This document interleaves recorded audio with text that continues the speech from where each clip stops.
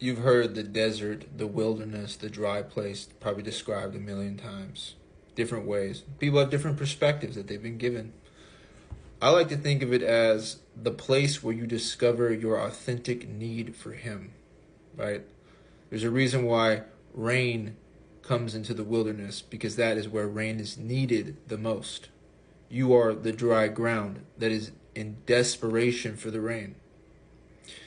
And until you realize that this has been your reality your entire life without Him, apart from Him, meaning you are depending upon Him for rain, it won't come.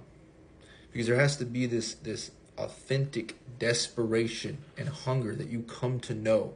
You're like, that then puts you in position to receive grace, that then puts you in position or whatever to look to the sky and be like, rain is only coming from there.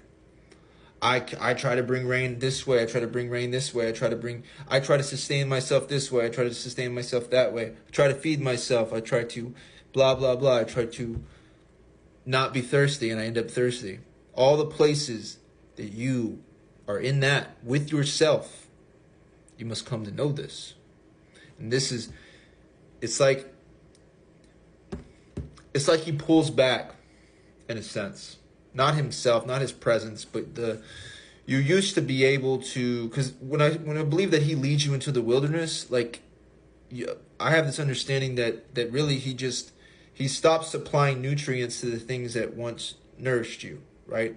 Meaning everything becomes dry because that's the reality of what it is, right? You feeding yourself dry, But there was a grace that He had for you before, because it was like He was protecting you because you weren't ready for Him to pull back the things that were feeding you until a certain time. You must be prepared. He must prepare you in trust to be put into the wilderness where you see that nothing can feed you and nothing can satisfy your thirst. But there's a reason why rain comes in the wilderness, in the dry places, because that is where it is needed the most. Your dryness is the reality of your desperation for Him, your need for Him. And you must be shown this. And it is humbling to be brought down that low.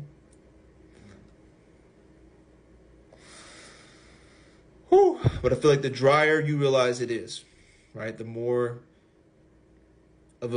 more rain is coming. More rain is coming for you. It's not just getting you out of the dry place and into a place that you can then take over from there. No, because in the dry place you learn the truth about things and you receive wisdom, which is, I can do nothing apart from Him. I can produce nothing apart from Him. In my weakness, I can do nothing. But my weakness is not something to be ashamed of, and this is what I've learned, that I've been positioned to know Him and to receive vitality through Him.